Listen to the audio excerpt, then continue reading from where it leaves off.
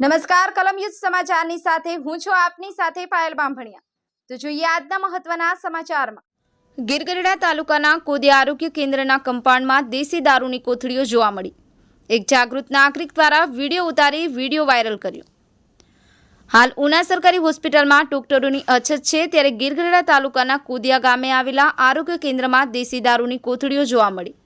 જો તમારું આરોગ્ય ખોરવાય તો તમે ક્યાં જવાના? ગામના આરોગ્ય કેન્દ્રમાં અથવા સરકારી હોસ્પિટલમાં અથવા તો કોઈ ખાનગી હોસ્પિટલોમાં, પરંતુ કોદિયા ગામે તો જ્યાં લોકોના આરોગ્યની સારવાર કરવામાં આવે છે તે આરોગ્ય કેન્દ્રમાં જ દેશી દારૂની કોથળીઓ જોવા મળે છે કે જે નશીલા પદાર્થની લઠ્ઠાકાંડ પણ નથી શકે અને શરીર માટે હાનિકારક છે।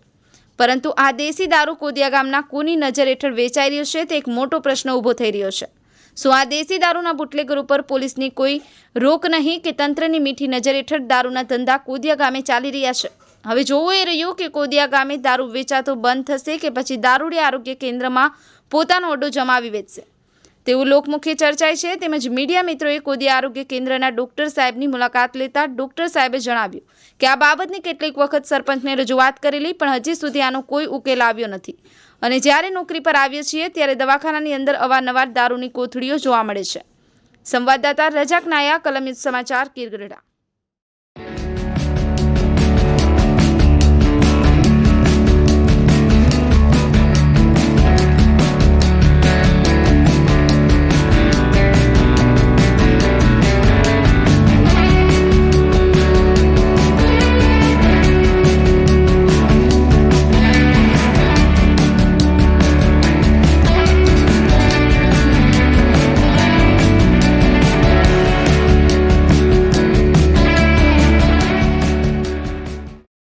સાહેબ આપનો પરિચય?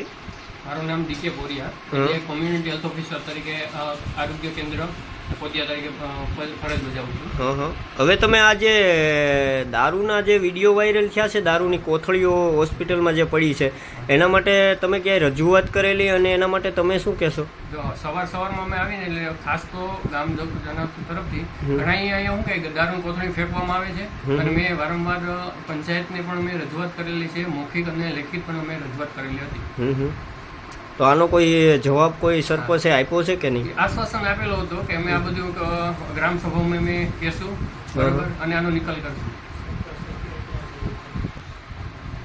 અત્યારે ખાસ મેં સરપંચને અને ઉપસરપંચને ફોન કર્યો, પણ એ લોકો બહાર ગામ હોવાથી એ આવી શક્યા તેમ નથી।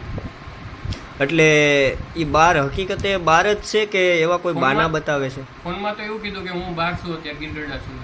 અને ઉપસરપંચનું શું કહેવું? ઉપસરપંચ અત્યારે છે ને વાડીએ છે એવું મને જવાબ આપ્યો। સાહેબ આપણો પરિચય? મારું નામ રઘુભાઈ કાનાભાઈ ભરવાડ। હવે આ જે સરકારી આરોગ્ય કેન્દ્ર છે એમાં જે દારૂની ઠેલીઓ પડી છે એના માટે તમારું શું કહેવું છે? તે દારૂની ઠેલીઓ પડી હતી, વારંવાર આવડા ડોક્ટરોએ સરપંચને ગ્રામ પંચાયતને રજૂઆત કરેલી છે, એ લોકોએ કોઈ ધ્યાન દીધી નથી।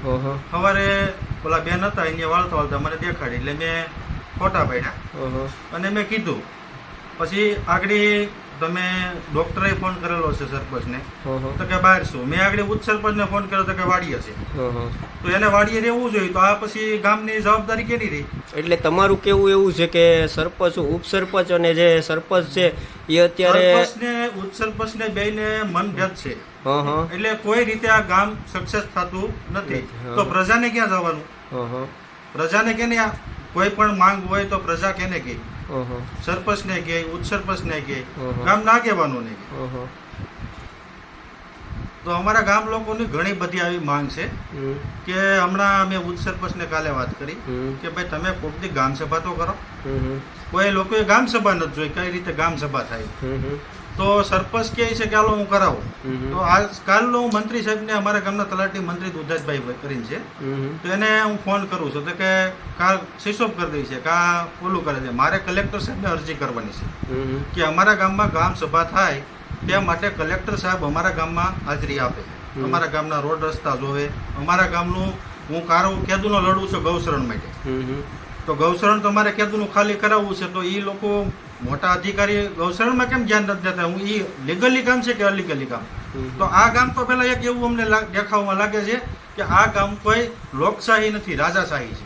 આમાં જેને મન પડે એવું કરે।